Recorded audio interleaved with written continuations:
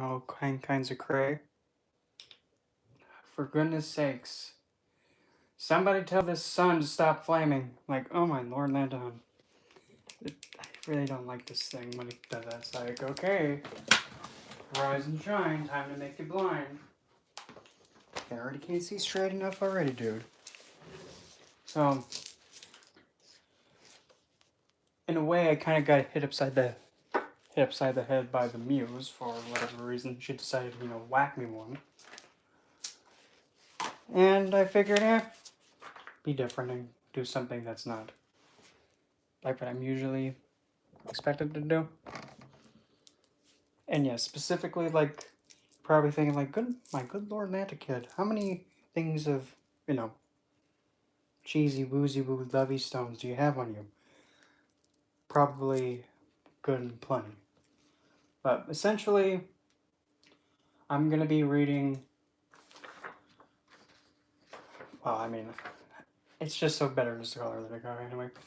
I'm going to be reading Lady Gaga's astrology placements as they are, and going to be using the way that I read, which is combining both Vedic and tropical astrology. And now probably here comes the people being like, well, I don't know if you can do that. But you can go stick it instead. How about that? And you don't have to like it. In fact, that's like kind of care less. If you don't like it, kinky. I'll just keep doing it. So you can keep hissy fitting. And as well, this is using the following data. Get the idea. I have birthday March 28th, 1986 at 9:53 a.m. in New York City, New York. And this is going to be using pretty much the equal house system. So that way there's no wonky like house calculations, and we don't have a potential void planet. And then we have a house on like about this big, and then meanwhile we have another house that's like no. Don't know. That's gonna make a hot mess. And before anybody thinks they're gonna be slick and be like, is OP kissing this? No. If you say that thing again, I'm gonna put duct tape over your mouth. Because that is not a zodiac sign. But anywho. So here is what I got. And I'm also using the tropical placements, but I'm reading with pretty much everything I know how to read with. So without further ado, I'm going to probably start off with the big woozy wowie placement. You probably think that's a weird way of calling it. Yeah, I know. She happens to have... Oy, it's good though. She happens to have Black Moon Lilith in the 12th house of Gemini. Get that thing out from between your legs. Is making that noise again. Stop it. When people read those doom buggy things and they go non-stop. I don't know why they think it's cute, but I have her Black Moon Lilith in the 12th house in the sign of Gemini. Since there's not really a lot of in-depth detail about Black Moon Lilith, of course, anytime, no, I think that's how you say your name. I just got to seeing your message, but yeah, anytime. I mean, it is what it is, and I'm just content with it. But Black Moon Lilith, essentially, when you have Black Moon Lilith in the 12th house, that is a pretty good indication that Lilith is kind of putting her stamp of approval on someone. In other words, pretty much she's more drawn to them. And specifically in the 12th house, that's your subconscious mind. That is actually this spot, like right behind your head, like right here. And having Lilith being right there in the 12th, up at this point in the subconscious, you can kind of say, hold on, this is bugging me. You can most definitely say that Lilith is actually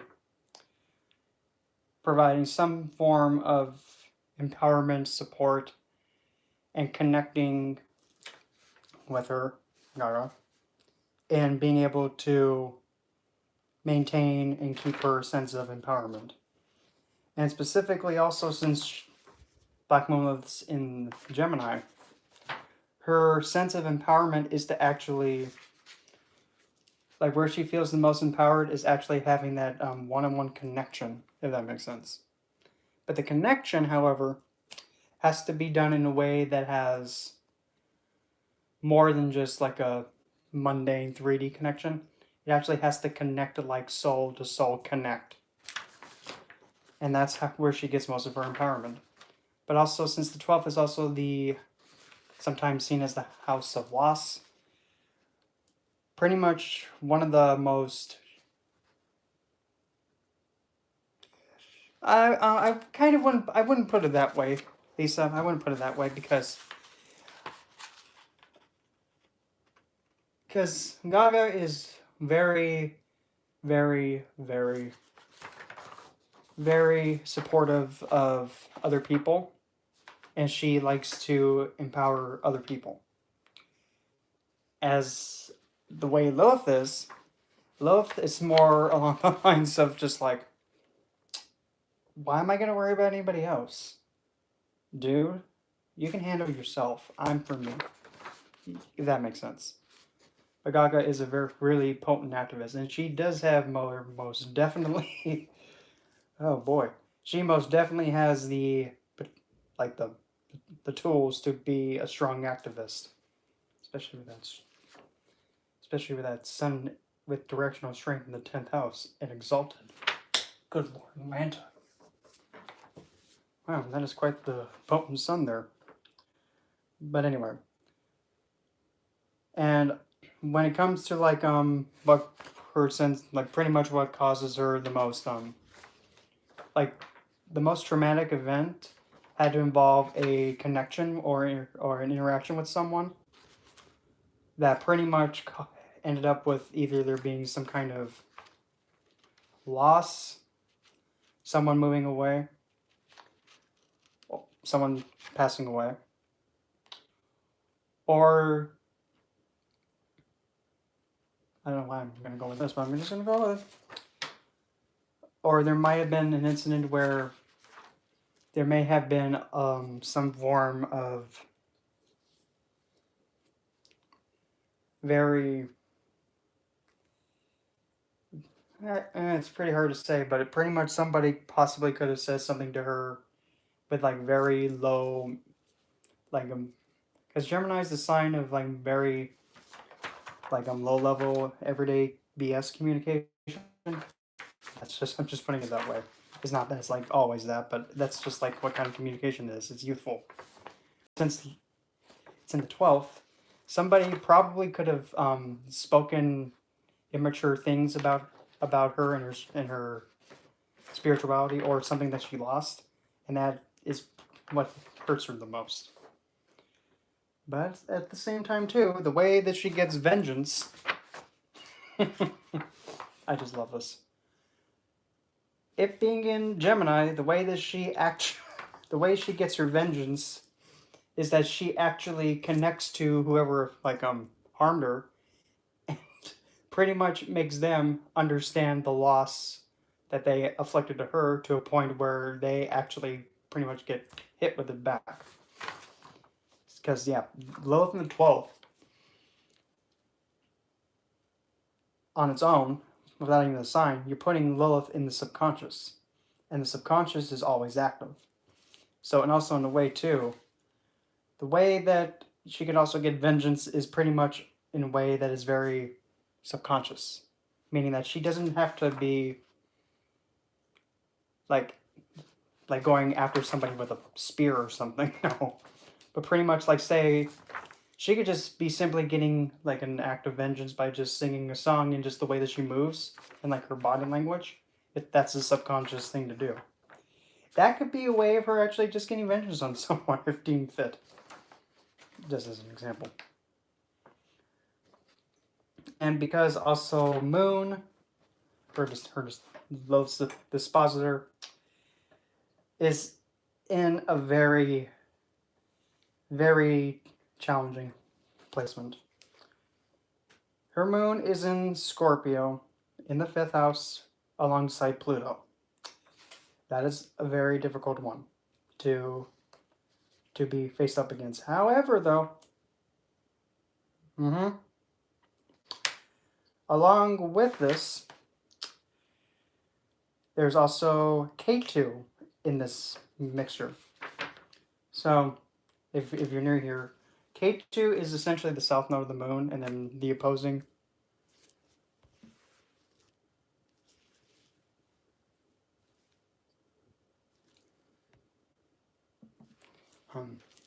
So essentially having K2, Pluto, and Moon in the 5th house in Scorpio, well, you can kind of pretty much say that Moon is not comfortable.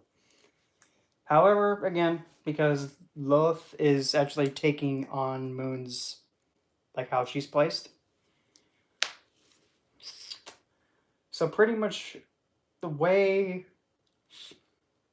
that things can hit her, it may not be in a way that's like when she does her performance, that's where she lets out all pretty much what's been bottled up. She uses that energy to performing. Because now you're having K2, which is essentially the planet, well, yeah, shadow planet that's like meh with it. Meh. I've already done this. Why am I doing it again? Whatever, fine. I'm just so meh with this. I don't want to do this. Any kind of co-rule Scorpio also. Well, not really. Well, because if it was past life, that would probably be more along the lines of it being involved with the 12th. If that makes sense. Because K2 in the 12th, that shows like past life experiences that involved the spirituality of the past. Because in the 5th, that's kind of like somebody's, well, that's one of the Dharma houses, or where pretty much one's sense of creativity and their expression, but pretty much the Dharma triangle. 1st, 5th, 9th. Yeah, that's the Dharma triangle. And pretty much for her Dharma, tongue twister, her Dharma houses are rolled as such. I have it as Gemini, Libra, and just barely Aquarius. In other words, so essentially we have this. Mercury, Venus, and Saturn are pretty much the ones that are pretty much bestowing that those moksha placements. So those planets become extremely important, but we'll get to that in a moment. But now back to the Moon, Pluto, and K2. So K2 is already, and K2 is the lowest degree, keep that in mind. So K2 is now being all meh with everything in this conjunction. Pluto, let me double check something. Pluto is, where the bloody heck did that little, oh there it is. Pluto is a drunk going retrograde. So pretty much Pluto, instead of him wanting to be a little bit more like the little head he is and making a hot mess, he's kind of more reserved to himself. So he's not as feisty, but since K2 is pretty much just sitting on top of Pluto, essentially, K2 is primarily going meh with Pluto. Because if you have a look right here, I'm trying to get this on screen without breaking my finger. If you see like right where my finger's at, right there. Okay, so this is the North Node, and kind of barely just a Taurus, just so barely. Now if we go to the direct opposing that, kind of like right on top of little Pluto. So that being said, Pluto is pretty much getting the well, uh, from K2. While Moon is not really suffering as bad as it could be, but since Moon in Scorpio is a very challenging placement. It is, because you now have somebody's mind. And let me double check to see how her moon is, like if it's waxing, waning, because that's going to make a big difference. Okay, where's this thing? No, not that far. We're going to go this way. Okay, so I have pretty much her moon bigger. So pretty much, since her moon is waxing,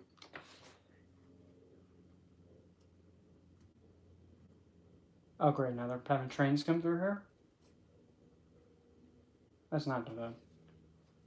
But anyway, since her moon is waxing in Scorpio, which is, if it was waning, it'd be probably more substantial and more sustainable, but it being waxing, she kind of, when it comes to like her creative expression, when it comes to her creative expression, because that's the 5th house, and also her, I guess you would say post-grad education, if that makes sense. Kind of, but not like higher, kind of like high schoolish, like beginner year college and somewhat. It being Scorpio, well, the way that she creatively expresses herself and the way that she feels the most full is if she's in a performing arts. It's like like Scorpio.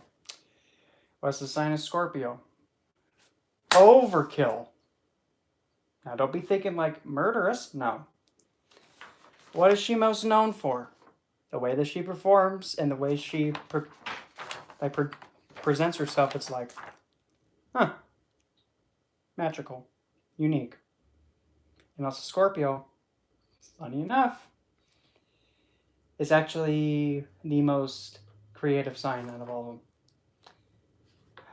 How's that creative? Here, let me help you with that. Scorpio is related to the stuff that's in the dark, the occult, the stuff that go bump in the night, the stuff that you're kind of scared of. Is also like where shadow work is at. It's also the sign of doing the nasty, but still. Other than that, so the shadow self and the darker self is actually, funny enough, more creative than like the, hold on.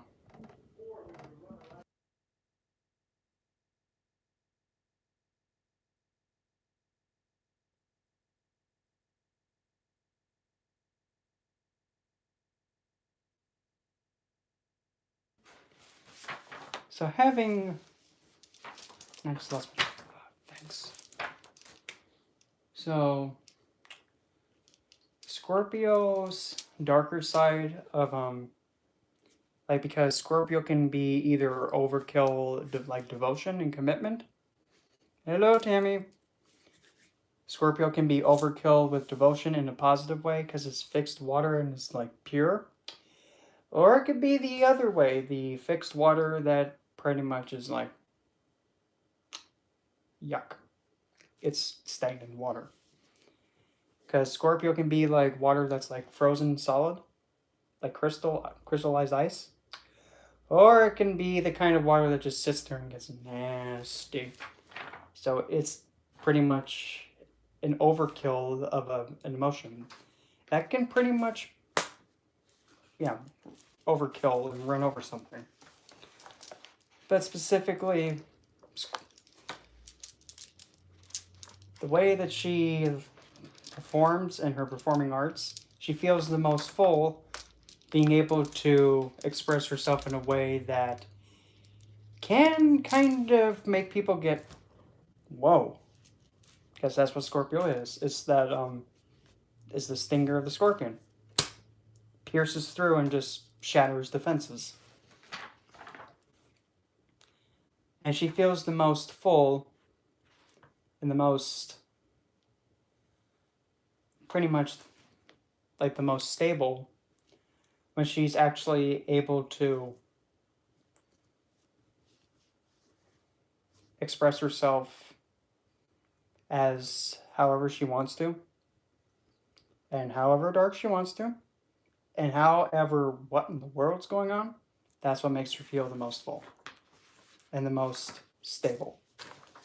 Now, if it was a waning moon, like going, getting smaller, you would probably more than likely kind of see the part of Scorpio where it can get a little bit, but since it's her moon's getting bigger and becoming more of a full moon, as long as she's able to express herself creatively and do performing arts and also connect to people and help them surpass like their darker traumatic experiences, especially involving children. If she actually does anything, any kind of work or service to help children become performers of their own, or even help children understand the importance of mental health, I mean, she'll take off like that and just be like pretty much near flawless with it. So now we're gonna scooch over to. Okay, we'll just scooch over to the one that's saying pick me next. Okay, so this lovely Aries sun in the 10th house. Well, essentially this is what you got. Her sense of fulfillment and her soul and her sense of being fulfilled and what makes her feel like she's actually putting out some being fulfilled in her daily life is, well, making sure that how she's pretty much being noticed and how she's being looked up to in the world and how pretty much like the life that she's bringing, and like can be anything as simple as like guidance, support, uplifting, bringing life. If she's able to get noticed and recognized for that, but then again, the 10th house is like essentially right above the head. It's like you can't miss it. Is where everybody can see you. And Sun does get directional strength in the 10th house, and again, exalted. My good Lord Atlanta. So pretty much you have an exalted Sun with directional strength. And so pretty much she is more than most definitely aware of what she has to do to make herself be fulfilled. And good luck trying to, sway her from that. Because that's not going to work. Don't even try. It's not going to work. Because, I mean, like with her, like from her youth, I mean, she was bullied and she went through a lot. But nonetheless, though, I mean, she followed what she wanted to do, which is her son, her soul's calling. She stuck with it and refused to let anything get in her way, so, Hong Kong Fooey face first for it, and look at where she's at now. So now, looking over to, let's see,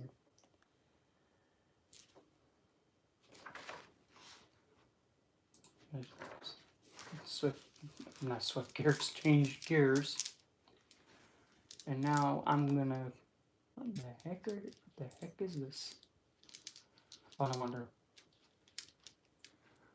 I have to go back. Okay. Wrong button. There we go. Nope. Okay. So now taking a look at a scooch. Thank you. There we go. No, you dummy. Not that one.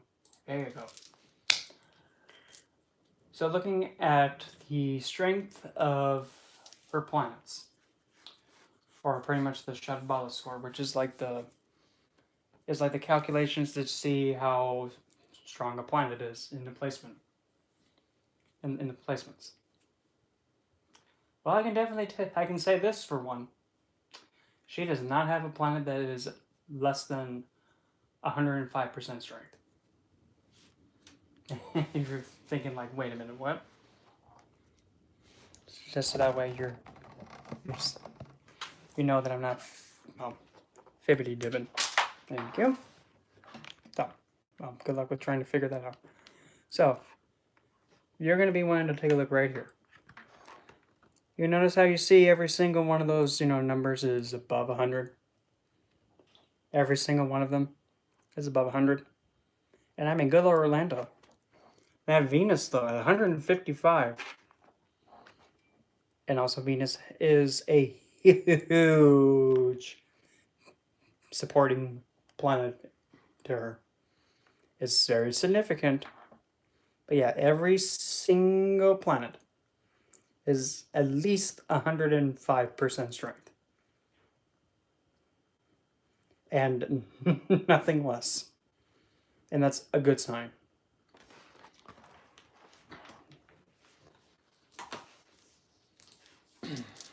Then now we're going to scooch this way. Now we're going to go over to the... This thing takes 3,000 years to load. Table flip on it. Okay, here we go. No, not that one. No.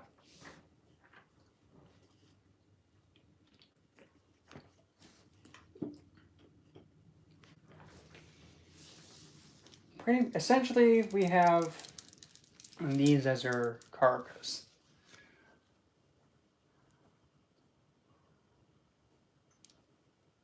Can somebody please make their squeak toy stop squeaking? Stop squeaking it.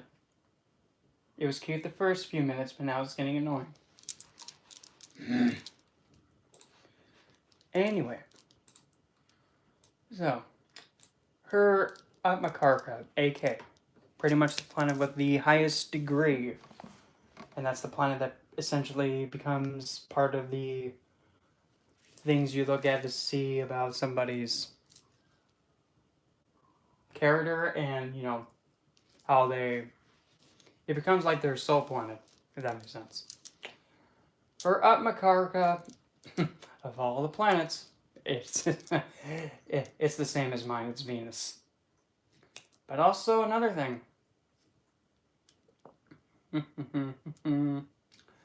Venus is in her own nakshatra of Barney. Barney nakshatra is the constellation all about death. But hold on. If you remember, I don't know if I actually told you this, but if you've listened to me spew about astrology stuff, or even about Venus for that matter, not you. Venus is a planet that can pretty much make the dead walk. Metaphorically. And Barney is all about and being related to the half-brother of Saturn or Shani himself, Yama, the god of death, at least according to the Vedic text. Now with this in mind, you're taking a planet such as Venus, who can make the dead walk. Now you're putting her in a placement all about death. So it's kind of just like, oh, okay. So there's death all around here? No. Nah. With that in mind, pretty much the way that her soul significator and the way that her soul guides her is in a way that makes her pretty much take anybody who's in a state of depression, emotional turmoil, abuse, neglect, or the darkest point in somebody's life. Her soul planet Venus and her soul guidance is pretty much telling her to go to those people who are suffering and just go out of it and just yoink them out of it. Because again, Venus can take someone from depression and just uplift them. Because even though some people would think that it's over death, well, that's bad, isn't it? No. Don't be thinking like that. Don't think negative. Okay, put it this way. Say you actually have somebody, who's about to pass away. Okay, God of Death comes in. Okay, they pass away. But what about if it's reversed? This is bugging me. Hold on. Sit still, you twat. There you go. Milkshake. I'm gonna table flip you. No, not yet. Honey Bear, I will put duct tape on you to make you stop doing that. Anyway, so now the reverse of it. You have somebody in a state where they're like dead, but not like dead, but like they're so down and depressed, and they feel like, why should I even do anything? Well, the same thing happens again. That down state, God of Death comes in and says, okay, well, this has got to kick the bucket. Literally. Something that's dead comes back to life. That's just what it does. That's just what it does. That is exactly what burning is about. If something is in a state of depression and it's down, when you kill depression, it becomes joy and upliftment. That's just what it is. Because death is one of the energies that doesn't discriminate. It's like, oh, okay, yep, you have to go now. Come on. Let's go. It just takes it. But because since something's in a state of depression, sadness, and grief, and just not feeling its best, death comes in and says, time to go. It brings it back to life. So, more than most definitely, pretty much part of her guiding soul purpose is to actually uplift a lot of people, especially the ones that are emotionally abused. Well, kind of speaking of that, I've actually been kind of like debating on it, maybe if I should even go on there. But then again, I'm kind of like trying to like talk myself out of it because I probably might, get a little bit too feisty with some people. Not to be mean, it's just like, really, dude? No.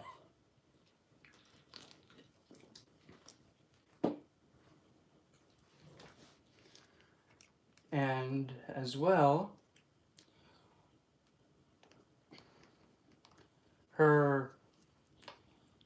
going back to her moon. Her moon, please hold while I, try and make my machine, do what it's supposed to do for the 50th time.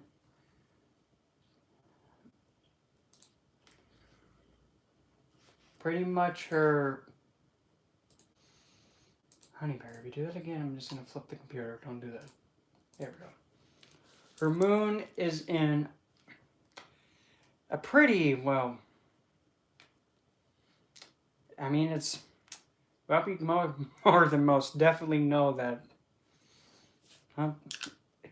devotion, commitment, to her, that's like nothing. That's like, oh, I can do that like every day.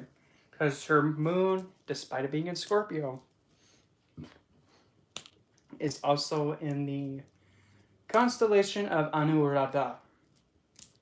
But are thinking, what the heck did you just say? Gotta grab my hair. I'm taking my own breath away. Yeah. Not impressive, I know. Deal with it. But anyway, Anuradha.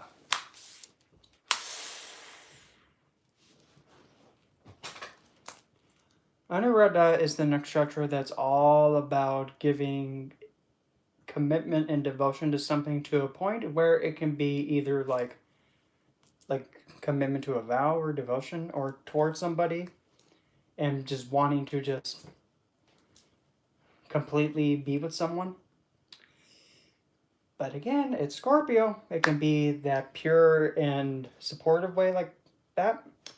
Or it can be the other way, like, okay, we kind of have somebody looking and stalking someone. No. but not in this case. But in being in the third pada, that's when you're starting to get a little bit more fancy smashy. But to make it simple, pretty much how she goes about like being devoted towards something, she actually communicates how important it is to devote to your mental health well-being and to especially to communicate about it, because if you don't communicate the darkest parts of yourself and if you don't say what you're feeling, it's going to hold you back. And that's because padas 1 are fire, padas 2 are earth, 3 is air, and 4 is water. So moon, water, Scorpio, third pada, and Anuradha, that's wet and windy, which conflict. Water and air conflict with each other. But when they come together, when you merge the air element and the water element, believe it or not, you get the element of music. Where the heck did you come up with that, kid? Okay. What is like music? Sound. What pretty much rides on the air and the wind? Sound. When you know, I'm gonna try and find something to make a beat thing with, but still, when you have something go, when you hear that sound wave go, it's a shock wave, and it's going on air. Yeah. Well, I wouldn't say. I wouldn't say tornadoes, because that's kind of like overkill of No, no. Don't put it that way. Just whatever. We're all ladies here, kind of.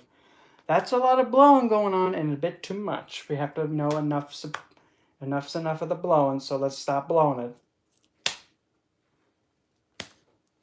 Anyway, so sound waves pretty much move through the air. Now, when you actually bring in the element, yep, that too, because sound goes on shock waves through the air. When you bring in the God, no, that was so bad. That doesn't sound bad, but go with it.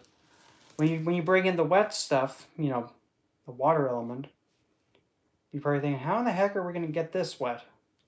Not literally, but still. Water is the element of emotion, spirituality, connection, intuitive, spirituality. I think I just said that twice, but deal with it. And it's actually having that moksha energy and having that nourishing connection. So when you take emotions and you merge them together with sound and the sound waves, you essentially have the expression of emotion by sound. And most of the time, and I would love to have someone say, well, that doesn't make sense, and you can't prove that. Okay, how about this? Have you ever had a time when you pretty much told someone that you love and care about them, hey, I want you to listen to this song because this is saying exactly how I feel about you in a very cheesy, woozy woo way. Because that song, you're actually having it express it for you because you can't express it. Because there's no way to express it, so you have to have someone else do it for you.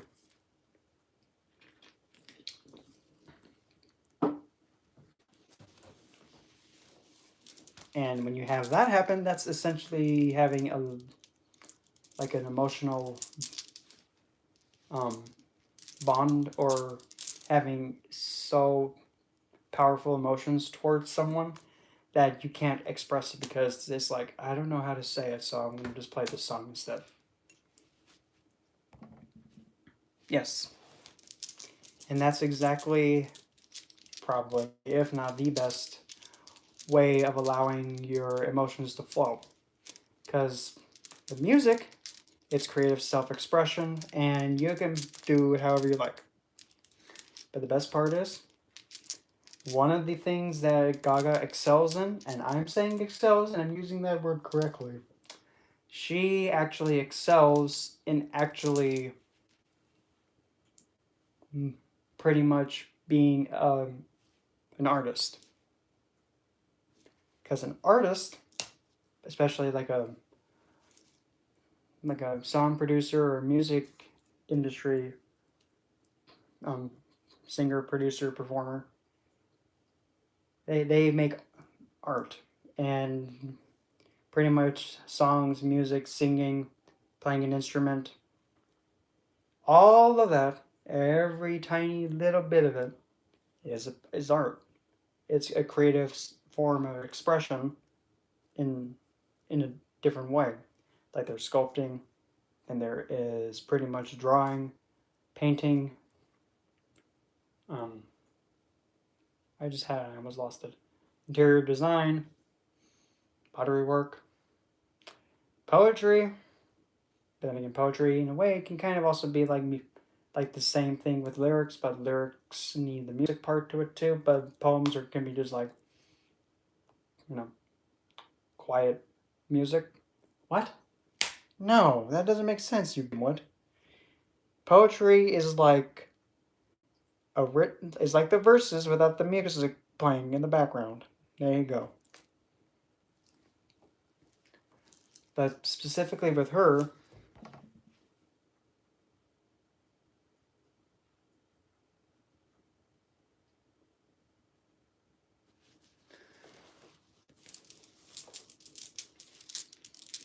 I just had it and it keeps trying to fly out of my head. Stay. One of the excel points that Gaga has is that and I've noticed this, every single album that she's released, not not every single one of them sounds the same. None, not, and one at a time, kid. Slow down. Each album that she's released does not, they all sound different. Each one's different. There was the first one, The Fame. Okay. Kind of, yeah.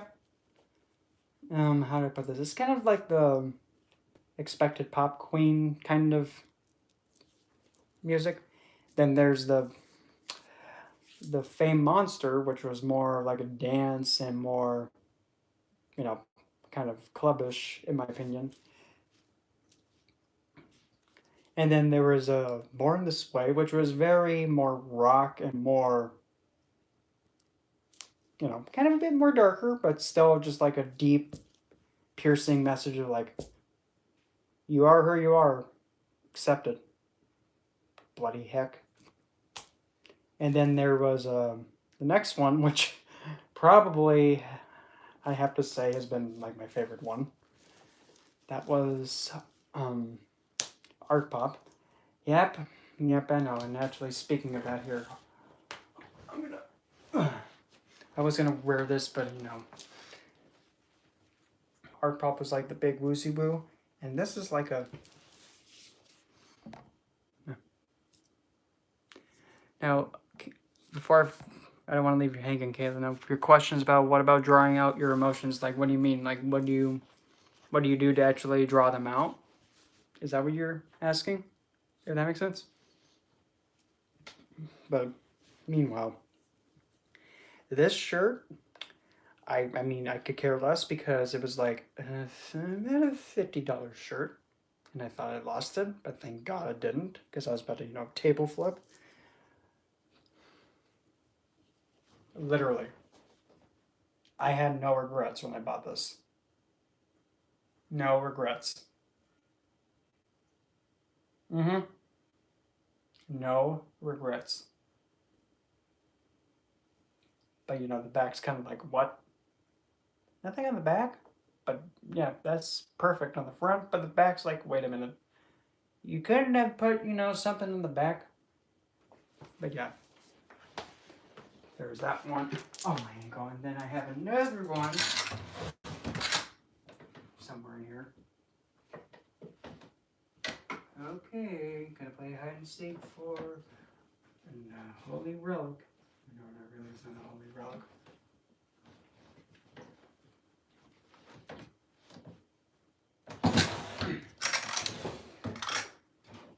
not in this one, and I know exactly where it's at. It's Scoochie.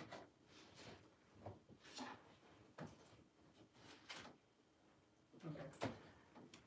Hi ho, Pumbaa, down we go. Wait, no.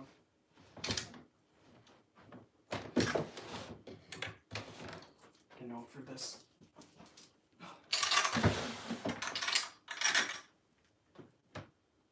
Okay, where are you? I know you're in here.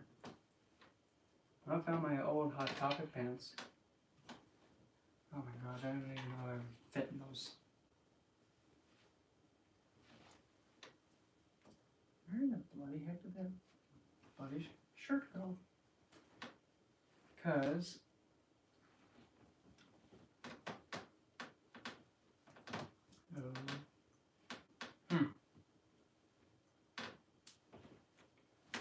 one simply doesn't. Oh, wait a minute. Hold on. Oh. Maybe.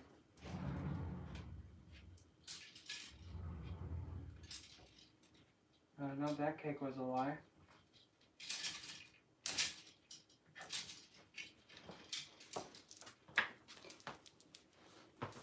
If anybody's like watching the replay after this, sorry, I must say this. Well, not say it, but no, not show it. That sounds vulgar. No, that ain't fancy.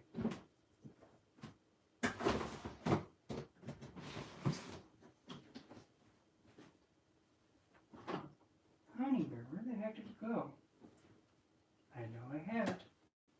Okay. Yes, I'm not on. Oh, that was my ankle. Yes, I'm not gonna stop. Wait. Are you really, dude? Give me that. Heck, I thought I just saw it.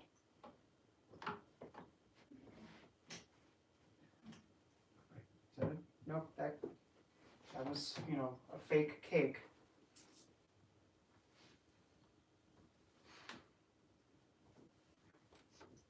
Yeah, I know this is so entertaining. I know, watching me just play Dig Dug through my. Yeah, playing Dig Dug through my dresser. Wait, is that?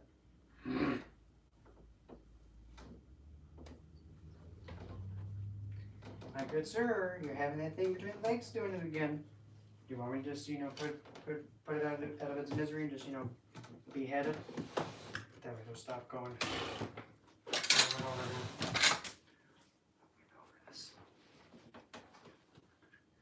Well, I found my Courage the Cowardly Dog t-shirt for some reason. Ah, found you.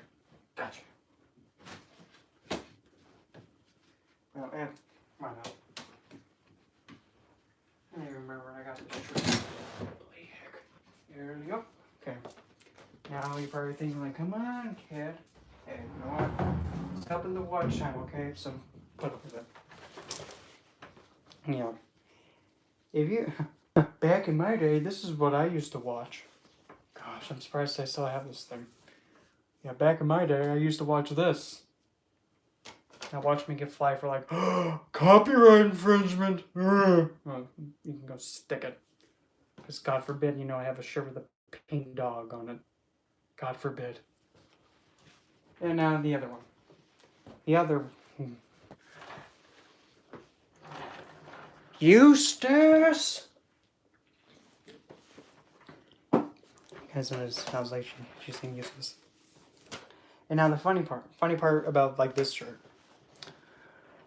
My my first job, I had a coworker who just so happened to have the same name as my mother, and also was the same sun sign, Aquarius.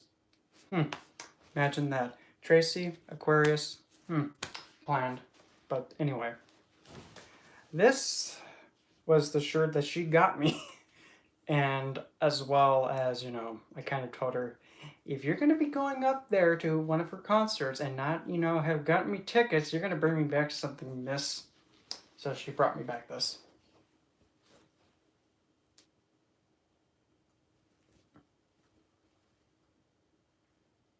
There's that. And then after all that, then we have the lovely Dean's List of everywhere you went. Mm-hmm. And I could completely care less about what other people say. Like, our part was a flop. Well, I mean, that you kind of were a flop too, but hey, you know what? We're putting up with you, so deal with it. No.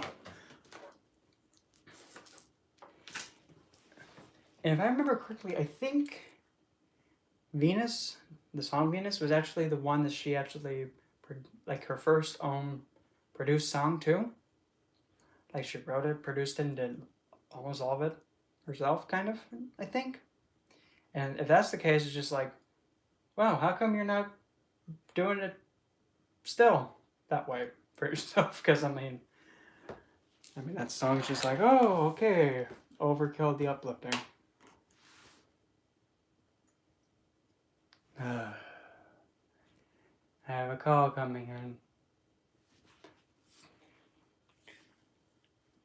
So I'm gonna have to end the stream for a moment, and I'll be back in a bit. Promise.